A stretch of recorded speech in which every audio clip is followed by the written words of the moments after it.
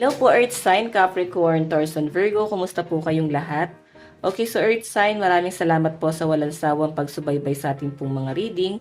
And kung ikaw ay bago pa lang sa ating channel, mag-subscribe na po kayo. And i-click mo na rin yung ating notification bell para lagi kang updated sa ating mga bagong upload. So ayan guys, sa mga interesado po sa ating private reading, no, iwan ko na lang po yung link ng aking Facebook sa ating pong description box below. Ayan. Message nyo na lang ako guys. Or pwede naman guys na i-direct message nyo na lang ako. Yung pangalan ng Facebook ko is Jade Tarot. So, bago tayo guys mag-start sa reading, no, mag-ingat po tayo lalo na't may bagyo at sa mga lugar na binabaha. So, mag-ingat tayo guys na huwag tayo masyadong pakakampante din, okay? Okay, so tignan natin Earth Sign, gabay kapalaran mo. Okay. Earth sign, Capricorn, Taurus, Virgo, gabay kapalaran po, Spirit Guide. Gabay kapalaran po ng Earth sign.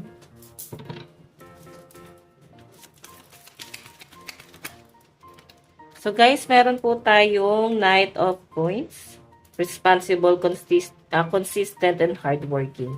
Nakakatuwa guys kasi grabe yung pagiging responsible mo sa family mo and parang hindi ka nagrereklamo, ginagawa mo or ginagampanan mo yung tungkulin mo para sa pamilya mo. Yan yung pinapakita sa akin dito. And talagang nagtatrabaho ng mabuti yung iba sa inyo.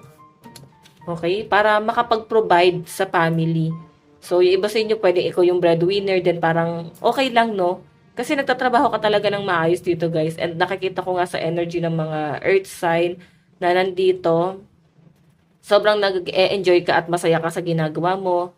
And I think parang gusto mo rin maging huwaran din siguro sa mga anak mo na parang ito yung dapat yung gayahin, dapat ganito kayo, maging responsible din kayo sa magiging anak nyo in the future. Parang ganon kung may mga anak kayo. Pero kung ikaw siguro ay single pa naman at wala pa naman anak. So I think parang isa kang modelo, no, sa mga taong nakakilala sa inyo guys. Okay? Kasi pagdating sa trabaho talaga, Sobra talaga yung binibigay nyo. Tignan po natin ano pang ipapakita sa inyo ang Earth sign, Capricorn, Taurus, Virgo.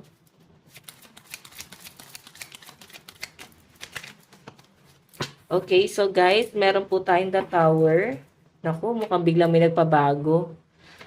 Nakikita ko sa mga Earth sign, parang biglang may nagpabago sa buhay mo. Ayan, upheaval, distraction, and catastrophe,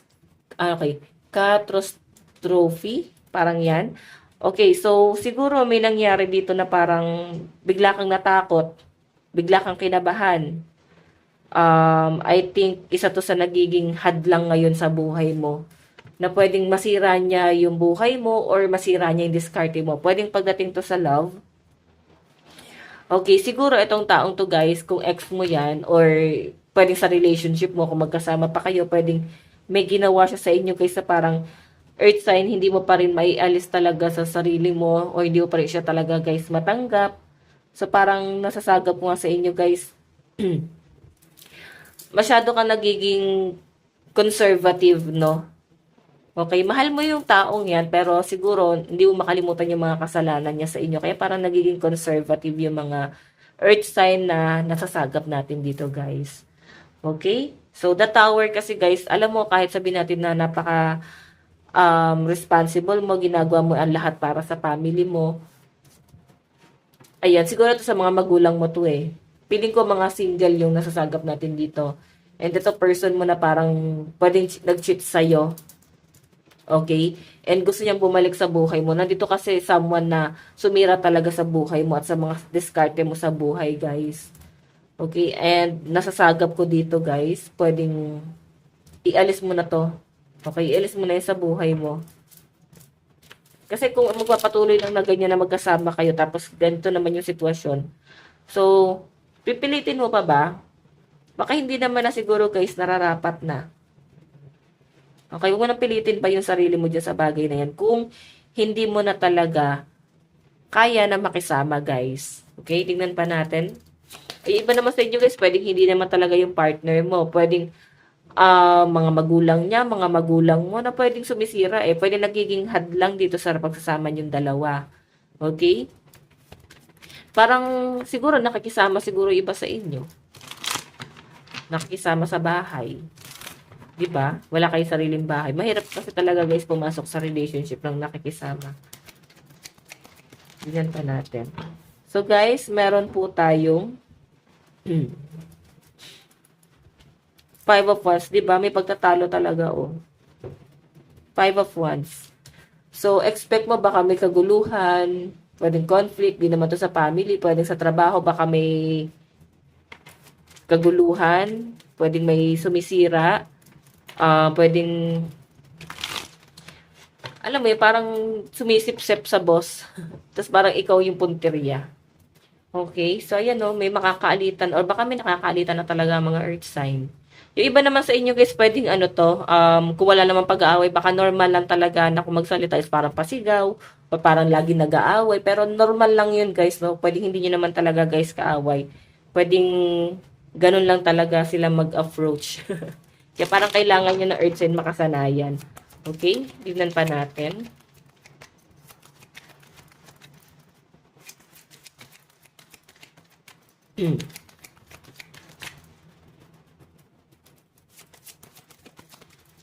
So guys, meron po tayong Seven of Swords. Dishonesty, cheating, being selfish. Ito na nga sabi ko sa inyo eh. Alam mo, ang nakakasira sa discard mo ngayon, yung person mo na nag-cheat sa'yo. Okay? Tignan mo oh, lutang ka dito. Parang lahat ibibigay mo para sa person mo, tapos pwedeng sinira ka lang niya. Okay? Yung iba sa inyo guys, nahiwalay na talaga.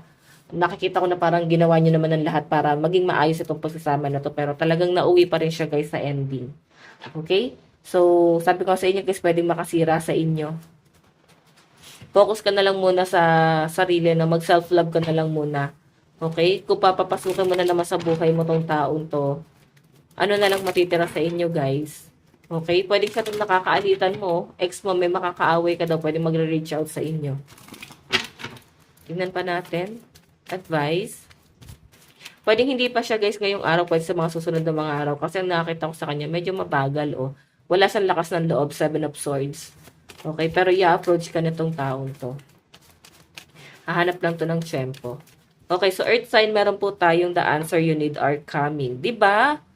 Kung inaantay mo talaga na mag-usap kayong dalawa or at least magkaroon man lang ng closure, ayan, paparating na daw yung mga kasagutan na inaantay mo. Okay?